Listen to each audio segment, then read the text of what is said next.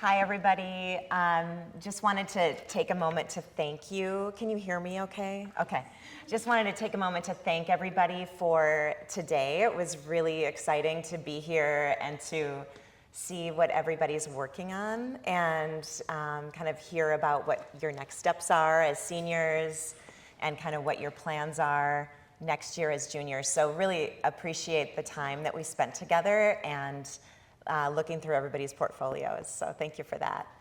I'm Melissa Metzler. I'm a principal at ESG, and Anne is my partner. And our offices are right next to each other. We share candy and knock on the window between us when we're like, SOS, we need food, stat. Or when we're having an annoying day and I'm like, I need you. But yeah, I'm Anne Fritz. I've been at ESG about 21 years. You've been there 10. We've both been in the industry 20 to 25.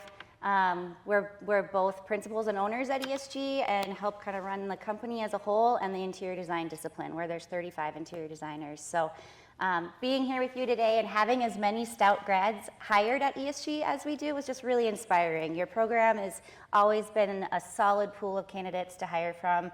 The ability that you all have from a technical standpoint blows me away. Some of you were way too humble and need to give yourself a pat on the back. And take a deep breath and know it's all going to be okay and it's all going to work out. Graduation's going to happen no matter what, and you'll end up where you need to end up, and the steps will happen as they should. Yeah, that's so true. You guys are very talented. We always seek out Stout grads, and there's good reason for that. Here's a slide that talks a little bit about ESG. We have been in business for about 40 years. We have about 100 employees. About 35 of them are interiors and about 60 are architects, and then we've got construction administration, marketing, a couple other administrative type of positions, but for the most part we're architects and interiors. We work throughout the country. We're licensed in 40 different states and are doing a lot of work throughout the country.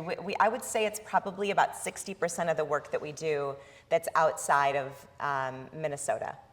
And our three markets, as you can see, are hospitality, multifamily, and residential. And I think one of the things that really differentiates ESG is that we look at everything through a hospitality lens. Every project that we put together, every client that we work with is really kind of experiencing what we do through a hospitality lens. And what that means is it's about how do you feel when you come into a space? Like, how do you experience that? How is that affecting your senses? It's more than just designing for a space. It's designing for hitting all of the different senses.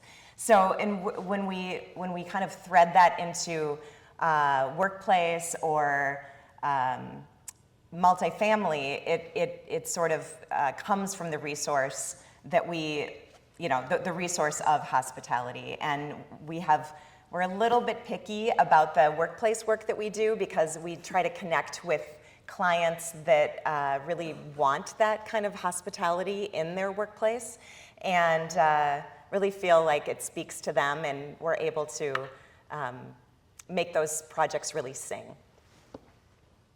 I'm going to talk a little bit about our process to kind of level set the stage today about how we work. We're going to show a quick case study of just concept design from a recent hotel project. This is how we do every project, whether it's a hotel, a housing, multifamily housing project, student housing, active adult, affordable, workplace, lawyers. They might not care about the story, but we care. If your client doesn't give you one, make one up. But you need to have a why for what you're doing. And this is an example from a hotel we're doing in La Crosse. Thought it might be fun to pick something you might be familiar with. This currently is a Holiday Inn Express right downtown on Pearl Street, connected by Skyway to the Convention Center. It is a Holiday Inn Express, like lame. And we're turning it into a Marriott boutique lifestyle hotel, so part of their tribute collection. It will be called the Levy House. And actually tomorrow I'm going there to look at the model rooms. Many of you, like Menominee, it's a cool little quaint old town. There's cafes and fudge shops and saltwater taffy and riverboats and breweries and festivals. So in order to start a project, we have to start with the why, and we start every project with a design narrative, much as this. I'm not going to read this today because I don't want to do death by PowerPoint, but I think we just start to set the stage. We think about the location, the demographic, the history, the audience. And out of that, we always create 3 strong design pillars. And those are kind of our guiding lights, or our North Star. So every decision I make, from a floor plan layout, furniture selection, the contractor calls me and says, Ann, you gotta reselect this tile, yours is discontinued. I go back to these pillars and I make sure that that selection rings true to the story and the process. Otherwise, things get watered down and it's not as strong. So for this particular project, the pillars were delightfully imperfect, and there you see that kind of column of imagery. It's not just spaces or finishes, it's editorial, it makes you feel something, it's a vibe. There's a lot of character in lacrosse, there's a lot of quirk and imperfection, there's a lot of funny signs and breweries and just kind of charm that we wanted to pull out. There's old ladies in antique shops to young, cool college kids. So like, how do we blend all of that and make everybody feel welcome here? Nostalgic charm was our other part. The whole city of La Crosse has a lot of Bavarian and German influences, even though lacrosse is a French word, came from the voyageurs who came down through the driftless region and settled there and taught the population there to play lacrosse. But really, it's a lot of German. So there's a lot of German heritage, folklore, and art, and that kind of antique vibe. I think we have a picture of an accordion player in there.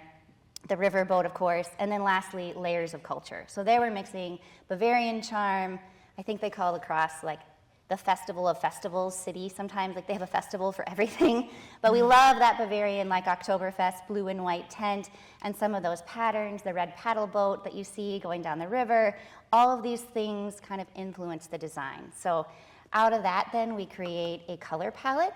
The cool thing about a hotel project, especially if it's a boutique, is you start with the branding team. So I don't know if any graphic designers made it today, but it's always really fun to get the marketing and branding team in there to set the stage, and then we build our design off of that.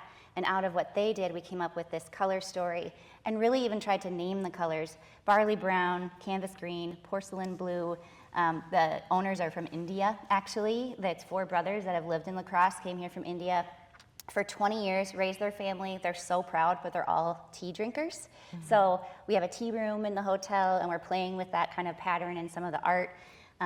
Aged ink print with the riverboat there, milk glass, which is evocative of a lot of the light fixtures in the area and what we're using, golden glow, that kind of golden hour, paddle red, and tonal taffy was our palette.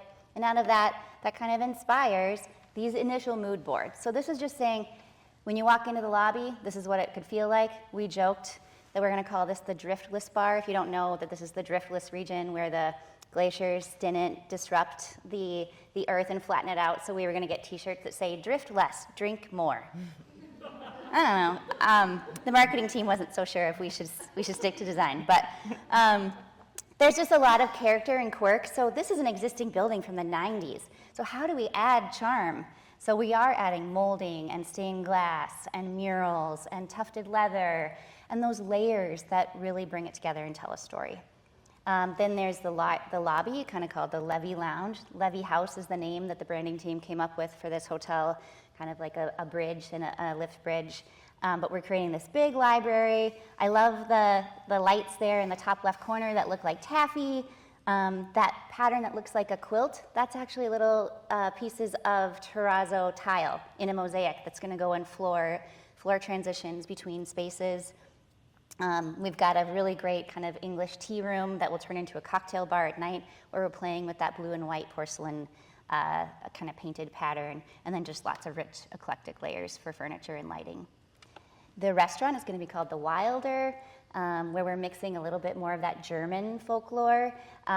They've since decided to do Indian food, and so now we're like, oh gosh, like as designers, sometimes you have to pivot, and we're like, how do we combine Indian food with German folklore and make it make sense? And luckily the branding team was amazing and I should have put that slide in here, but we were able to kind of keep this charm and intent, but the graphics are the tie-in. So the collateral and the menus and those things are the things that make it all sing and come together. And then guest rooms. We always want to talk about guest rooms. That's kind of the destination that we want hotel guests to get to, where we talk about corridors, lighting, all the FF&E and furniture. You're seeing lots of scalloped edges, mixed patterns, collections of curated artwork. We're doing things like a little porcelain, tea saucer plate, or a ribbon in the shape of an L that's framed in a shadow box for Levy House or lacrosse. Things like that, really just making sure we're taking the time to design each of those pieces intentionally mix-matched, like they've been curated over time, versus plunked in place off of a delivery truck. So pivoting from kind of looking at our approach to all of our projects, we thought it might be good to talk about some current design influences that we feel for all of our project types. And we kind of really focused on 3 different areas that we feel kind of influence all 3 of our markets. The first one is wellness design. I know that just even talking with you all today, that this is something that's influencing your projects as well. Design really has shifted as it relates to wellness, and rather than it being like a room, like a fitness room or a wellness room in an office place, it's really more about an experiential feeling as it relates to wellness. So we design, like I said earlier, for the senses, and it's about emotional design that impacts stress, it impacts mood, and it impacts focus. Thinking about the way that this kind of relates to some of our projects, we've used biophilic and nature-based design in a lot of our projects. We design spaces for restoration. We definitely still specify things for quiet rooms, wellness rooms for workspaces, but we also think about it from other perspectives, like what type of acoustics are we using in certain areas? What are we thinking about related to the outdoor spaces and like connecting to indoor-outdoor spaces? We think about elevated wellness. We are definitely not just dealing with a fitness room anymore. It's the things that we're including in some of our projects are meditation rooms, infrared saunas, red light therapy, cryotherapy, sauna, cold plunge, kind of that whole ritual that where we have like floating pools. It's both indoor and outdoor, and these are buildings that are not just hotel buildings that are creating these type of rituals. It's also office spaces and multifamily. So we're really seeing a lot of this type of wellness kind of entering into all of our projects, and we're leading with that. I feel like a lot of projects recently, clients are coming to us and saying, what's the latest in wellness that you guys can bring into our project? And so we've been doing a lot of research, we've been touring a lot of brand new buildings that have just come up, and those are ways that we've been doing our own research of like what's up and coming or what has been done and what can we do that's even more focused on wellness. Human-centered design is something that is kind of inherent to a lot of the work that we do. There are some really specific things related to neurodivergent type of design that I'm not necessarily focusing on that right now, but I'm looking at the way that human-centered design is used throughout all of our projects. Thinking about like empathy-driven design, where we think about the way that somebody experiences a space. It's really about understanding how people will actually feel. Lobbies with layered seating, with areas that are kind of small and intimate, and then larger communal tables. So giving people choice about where they would like to sit. Amenity spaces that kind of follow along with your daily ritual. You know, you pass by the coffee bar and that it's in the right spot, whether it's a workplace or a hotel lobby or a multifamily project. The lounge spaces might feel more residential when you're in your workspace. Holistic health is kind of what I was just talking about. It's just that whole experience of wellness. And again, all of that sort of like the natural light, the greenery, all of that kind of thing is being thought about and planned for in all of our spaces. Adaptability is something that's we think about all the time, where it relates to how is this space going to adapt from day to night? We get that question a lot, especially in multifamily and hospitality, where we want this lobby to feel activated in the daytime, but we also want it to do something different in the evening. So a lot of the photos that you're seeing up here are examples of recent projects that we have just completed, where you can see the layers of the lobby space. You can see the coffee bar in the workspace on the bottom left. The last thing that kind of we focus on related to human-centered design is this functionality and psychology. And that is about helping people find their way through and kind of thinking about what is the arrival sequence. What are the clear visual cues of taking you from one space to the next? And the image in the bottom middle is a very good example of that. This is a lobby space where the grand stair kind of takes you into some of the hotel amenity areas. So, being able to design for helping people understand where they want to end up, clear circulation paths, and kind of giving people that sense of psychological safety. I think when Melissa says layers, a good way to explain that is a lot of these spaces are large and vast, but they're split up with layers of screens or glass walls or plants. Think about how you feel in a space that's just a sea of furniture with a really tall ceiling. Think about how you feel in the applied arts building. Not good. That's not very human-centered. Are you in charge of that shirt? We need to raise some money for you to get some windows. We need windows. The thing that I love about we have a great photographer, but they're filled with sunlight. There's plants. There's places where I could tuck in and have my headphones in and work. There's places where I could sit with Melissa and have a glass of wine, which we love to do. There's moments. When you tour a space, pay attention. What seats are being used? The booths, the little alcoves, the little quiet phone rooms. People are going to those for a reason. Just like I was just in Costa Rica and it was really hot. Why is the iguana going into the shade? Because he's more comfortable. Like, people do the same thing. We're animals. So we have to create that sense of comfort and calm. No one wants to feel like they're in a big, vast, open space. So everything we do is really about how people feel. We get to influence how people experience a space, which is so cool and so powerful. We talked at the very beginning about how we look at everything through a hospitality lens. And I just think every designer, when they come interview, what do you want to work on? Hotels, they're so cool. Restaurants, they're so cool. Well, guess what? Everyone wants to work on cool projects. But what if you made every project cool? What if you made every project feel like a hotel or a cool restaurant? It does not matter if it's an office or a multifamily housing project. Or a student living project. It should have a vibe and an energy and a brand and a story in and of itself. That's what hospitality does. It makes you feel something. And never feel like you're stuck with a boring project. If the client doesn't give you a story and they just say, here's our logo and our colors are blue and gray, figure out a story. Don't use that as your concept.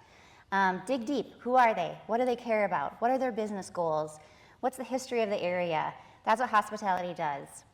In addition, I think hospitality today is really about choice, really making sure people feel like, I don't want to work in my room. I want to work at the bar. And there's a place for me to plug in, and it's intuitive to find the outlet. And I'm not thinking about it. It's thoughtfully integrated technology and the freedom of choice, the freedom to be a part of the action or to get away and be more secluded.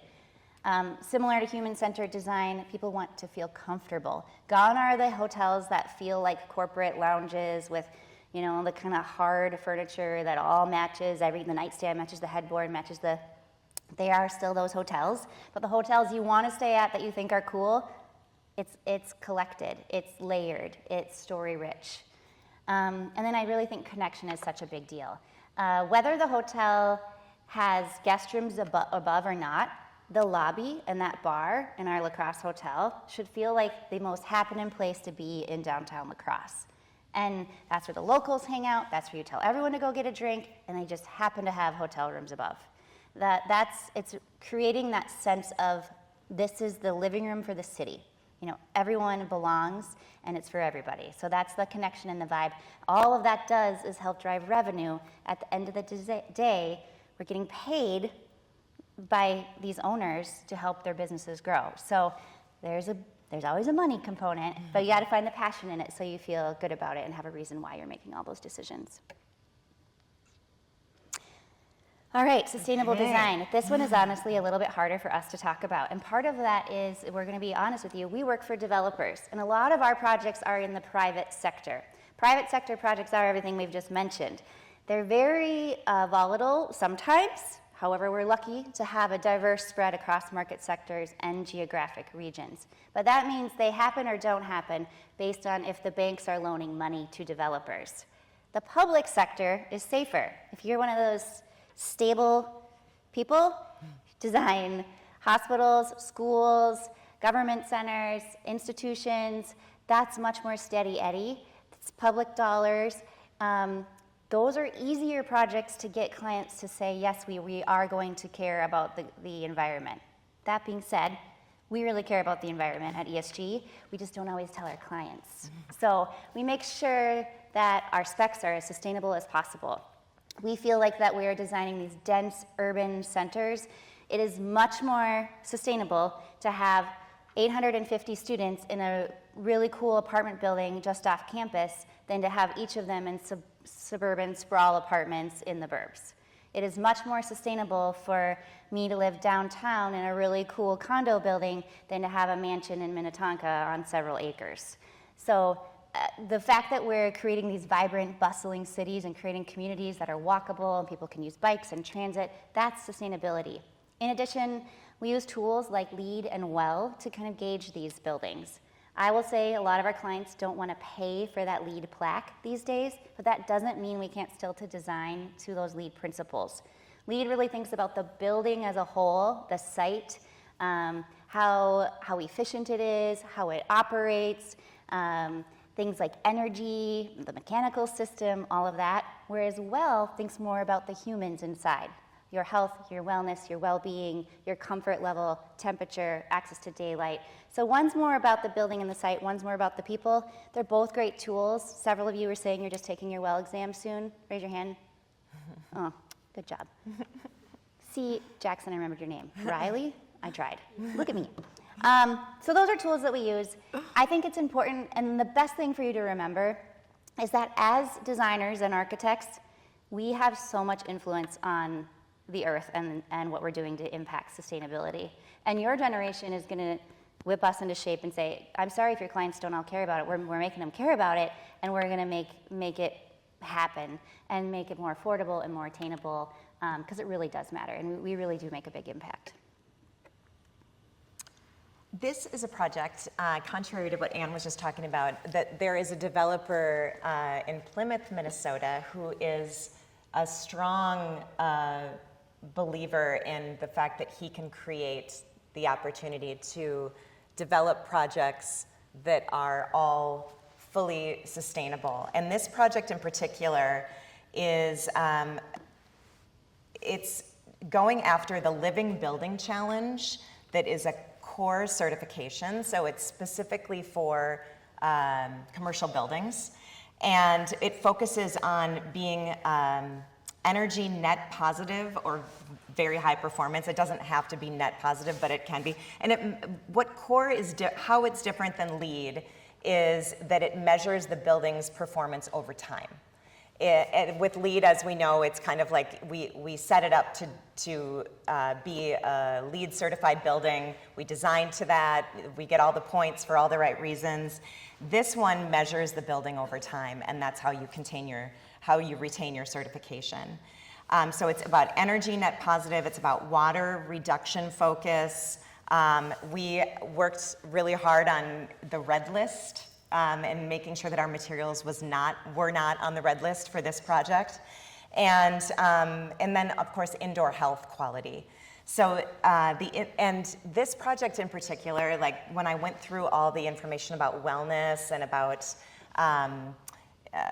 human living environments, this project kind of embraces all of those aspects. And so it's been a really fun project to be a part of. It's been taking a very long time to get financed because it is a little bit more expensive than what a typical building in Plymouth might be, but it definitely has traction, and we're going to get there.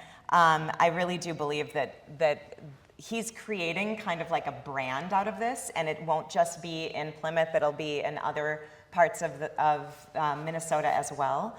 But the whole story for this project is nature and space, kind of thinking about the way that the nature is invited in. We have real daylight. We have thought a lot about how the views kind of work as you walk into the lobby and like what you see immediately as soon as you walk in. And just having that connection to natural materials, vegetation, seeing all the way through the building. The courtyards are incredible. The landscape in this building has just been just so beautiful, the way that they've worked with all the different requirements. Also nature analogs. So we've used a lot of organic textures, a lot of patterning that's kind of inspired by nature. And just different organic textures and forms are used throughout. You can see that we've used a lot of natural materials, but also there's a lot of organic shapes and forms that are used in the lobby. And then just the nature of space, how the space feels, that idea of prospect refuge, openness, movement, all of that has been kind of the center of the story of this project. The next slides we're going to go through and talk about our overall design approach or our design process. And this is a project that's a workplace project that we just finished in Minneapolis. It is Piper Sandler. They're a financial services firm.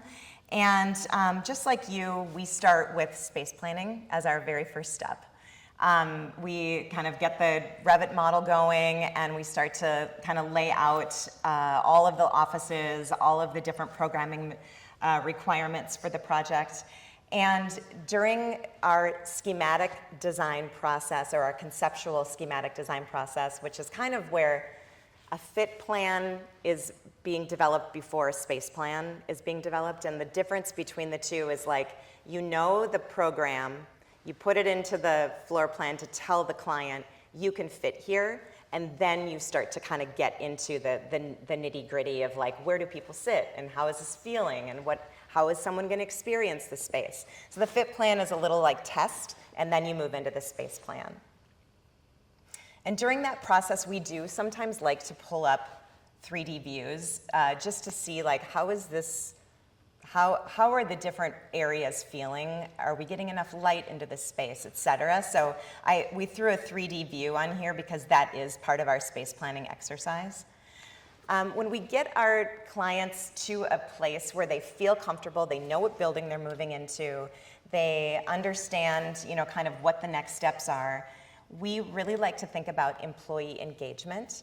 So we go through a set of exercises with different stakeholders, and we usually like to try to bring in some of the older demographic and the younger demographic, just because we like to get different views on things. Not everybody looks at space the same way. And we want to make sure that we're getting a lot of good feedback that we can share as data. This is why we made this decision. This is why we're making these recommendations. And a lot of this is about, what is your culture? We want to understand more from the client. What are the words on this list that you feel describe your business the best? Or, if you're looking at demographics, we look at things like, are you more collaborative the way you work, or are you more individual the way you work? And a lot of those types of questions kind of help people understand like, oh, I get it. That's why we're designing more private office spaces or private collaboration spaces. Culture is really important, though, in these type of employee engagement, and so that's more or less why we like to do all those exercises, because you can't really get that kind of information other than really engaging with them and really understanding more about them.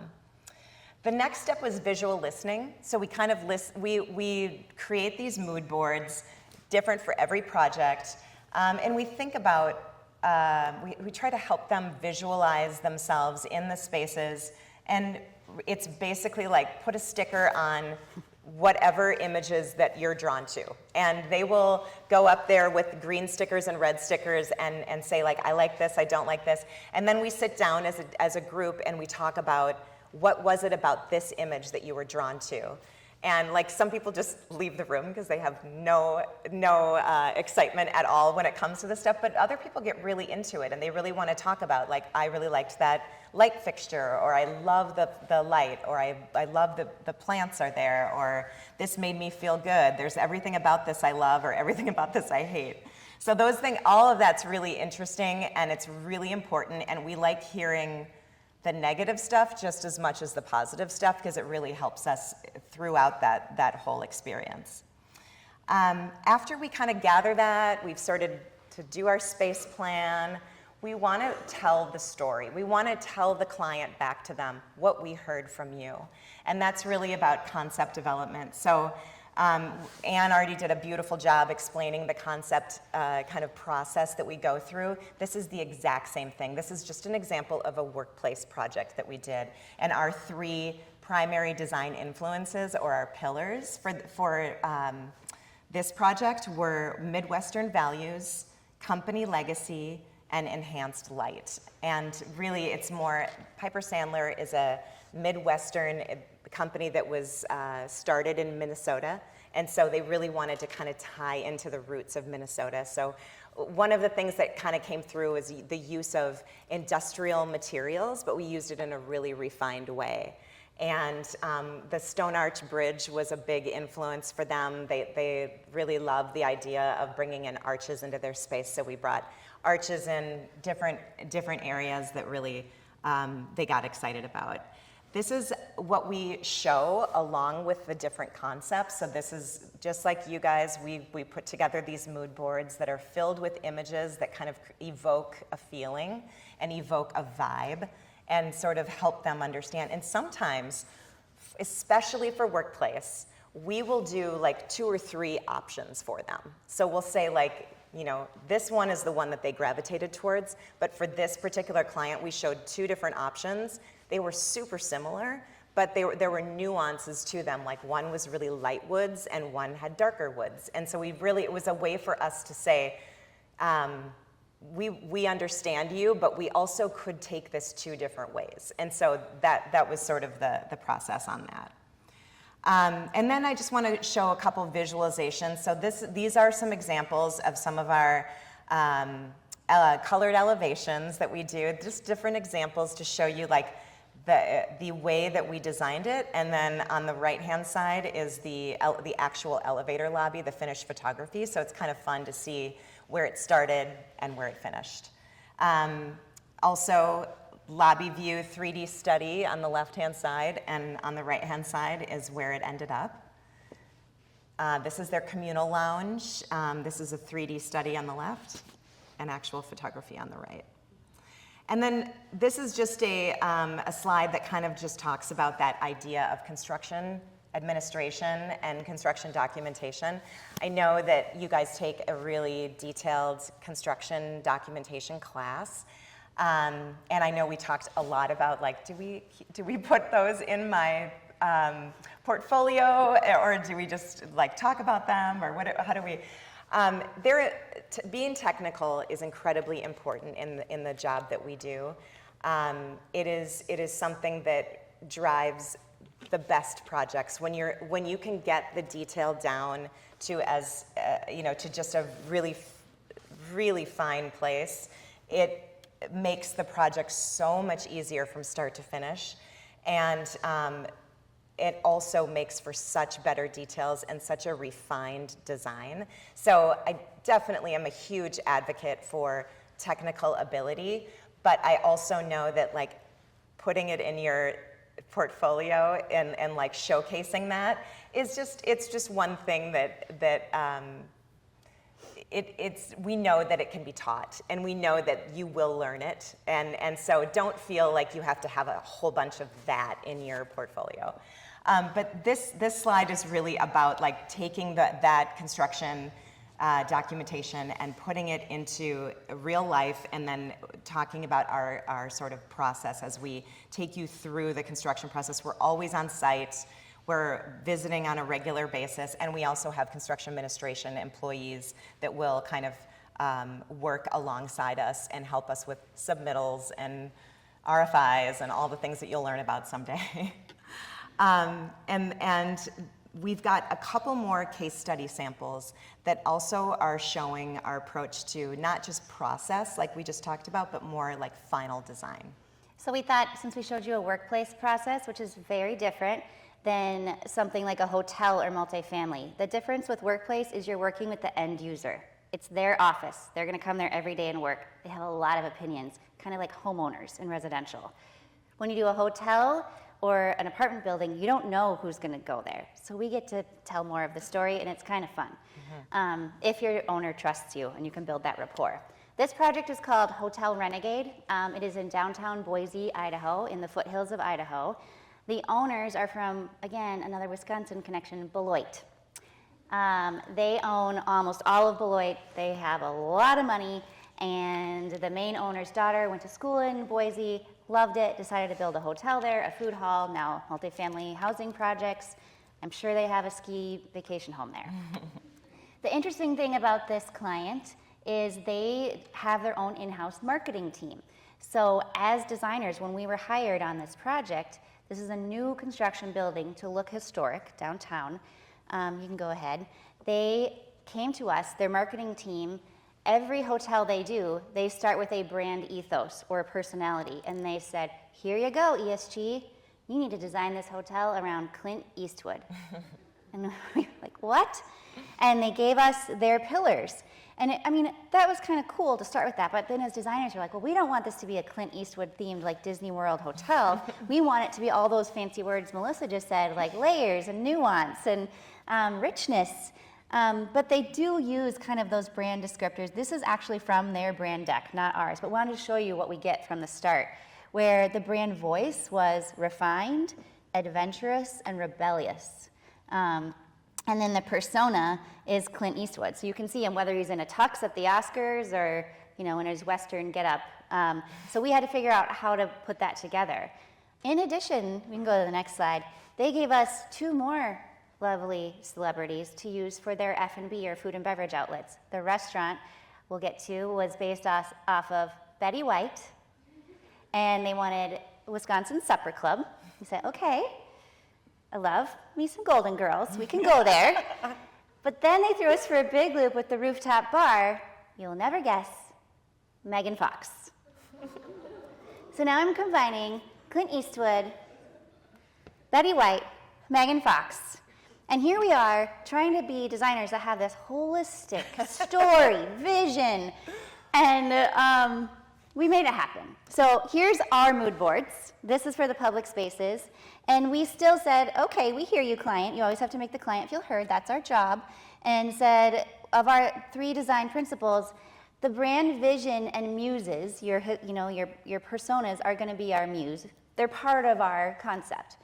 However, they were from Beloit. They love Chicago. They mentioned all of these Chicago buildings and architecture that they loved and some of those details. So we added both Chicago and regional architectural detailing. They kind of wanted to bring some of that Midwest charm to Boise. Boise's kind of like a weird little pocket if you haven't been there. And then we thought it would be really important to add that artisan, handcrafted, and quality materials, wood, steel, leather. We didn't want to be in-your-face Western. So this is, again, our mood board, where we're showing some things like charred wood, rivets, wood that's been distressed, leather on a handrail, those kinds of things that really kind of tell that story. Threw in here as well And now that I'm seeing this, I'm kicking myself that I didn't do this as a full image, because I told every one of you in my portfolio review that I don't really love your long linear double spreads because you can't see it on a big screen. Now you get why. Don't you wish the floor plan was big and that rendering was big? But we did a key plan. This is focusing on the lobby, the front desk, and the bar. One of the things that we do is try to show the flooring patterns in a grayscale, and then the furniture with the darker line and the big millwork, and poche the walls like a marketing plan would be. It's just really clear and easy for the client to understand. And then that's our Revit to Enscape with a little Photoshop love rendering on the right with a few key materials below. And then here is the finished photography of that same view. So a lot of those things kind of came through. They really wanted hickory, solid hickory wood floors. They're really hard, so that's great. They really wanted herringbone throughout. So expensive if it's solid. So what we did to make the dollars work, your designers, our job isn't just to win every time. Our job is to make their budget win for them. So we blew up and exaggerated that chevron pattern and based it on the column lines and changed the 45-degree angle of the floor, every 12 or 16 feet. That front desk was all detailed by us. The light fixtures all custom, you're seeing. We worked with local artisans with the burled wood on the back wall. That logo is from them. They really love a logo behind a front desk. I kind of don't think you need it. Would have just liked the art to be the mirror and the map. But all those drawers, all of that stuff that you see there is custom millwork. This is new construction, which is pretty cool, and then the restaurant is in the distance.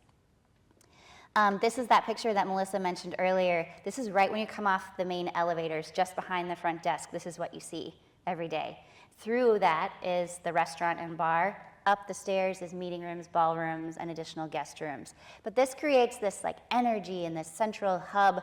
And here we're mixing steel, metal, solid wood, natural raw stone, rivets. So we're getting a little Clint. We're getting a little of that glam. That front desk is so beautiful. I don't know if you can see that inlay in that top transaction part is embossed leather.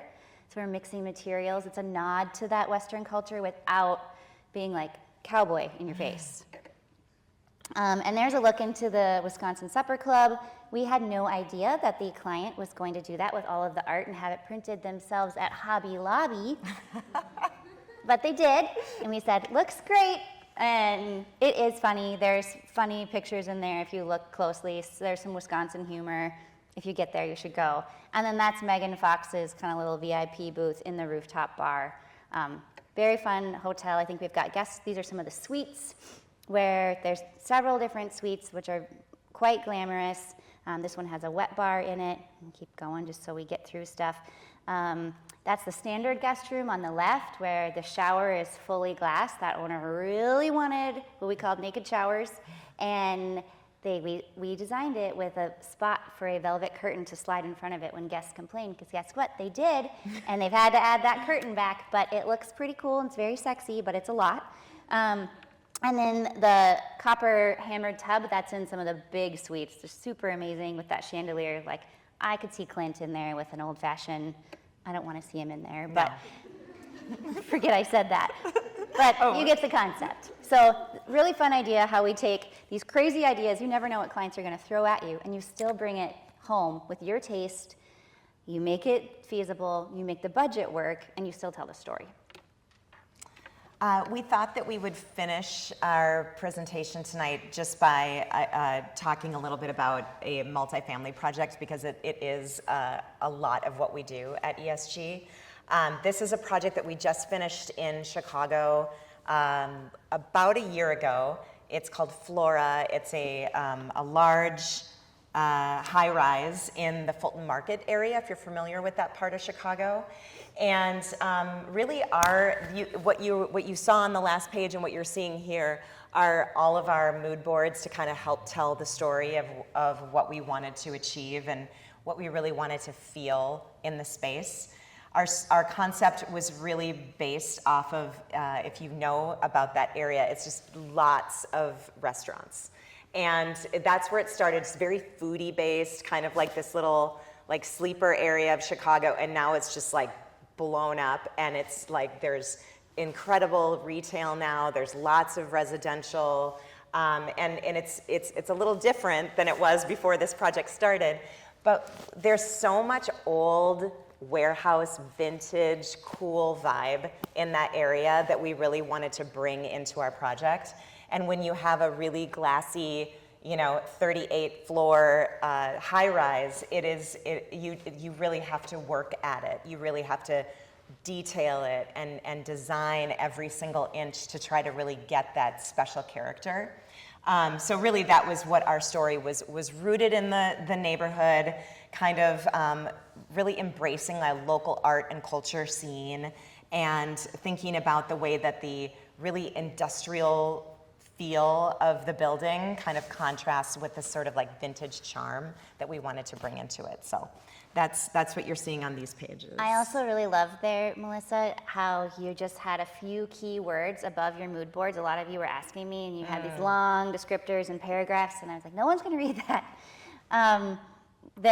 That's really nicely done. Oh, thank you. Good job. Yeah. We have a big team. We had a team of 4 Yes. designers that worked on this project for sure. So it's just been so much fun. It's a great project. This is just a collection of different images that we show to it's a collection of images of items that we show to the client. So upper left is a mood board that's related to a space. So when we present our concept, like Anne did at the very beginning, there were different spaces that she talked about. The one on the upper left is a clubroom mood board space. Next to that is just a general amenity floor layout, and then to the right is one of our early on, we call these white box views, and then we've got our palette off to the left, and then this is kind of a final rendering off to the right. So just a sampling of different visuals that we've shown the client through the process. And then we're just going to fly through some of our final images here. So this is kind of starting off in the lobby. The desk is the one that's on the left, obviously. We wanted it to feel like it was a little bit more of a furniture piece. It's a really long desk, and it feels like it's kind of floating. There's a little bit of a mid-century vibe happening. And behind that, there's this big collection of kind of commissioned art pieces that all relate back to the brand Flora. So actually, the art was selected before the branding happened. In hotels, they do branding first. In multifamily, they do it at the end. Mm-hmm. So it's like we kind of define the brand, and they kind of follow. They're just like, show us what you guys are doing, and then they kind of come up with names, essentially. That's really about what it amounts to. But I mean, there is more to it than that. I don't mean to say that there's not a lot to it. They will bring other elements into it as well from time to time. The image on the left is a little kind of snippet off to the right-hand side of the lobby, and then this is kind of a full shot of what the whole lobby space looks like. Just really eclectic. There's lots of layers of accessories. That's one thing that we do a lot of, are art packages and accessory packages to kind of just round everything out, and we do it in all of our projects: workplace, hospitality, and multifamily. This is one of the 2 kind of clubroom spaces that they have. Really kind of that day to night kind of vibe was happening very much so in this room. Off to the left, you can't see in this image, are a couple of work booths, like work from home type of booths. And then over to the right, there's a bunch of windows that goes out to a terrace that's really accessible to people during the day and at night. And then this is just a really kind of high energy, or it's actually very low-key energy. It's like very chill. And on the opposite side of the fireplace is what we're looking at now on the left side.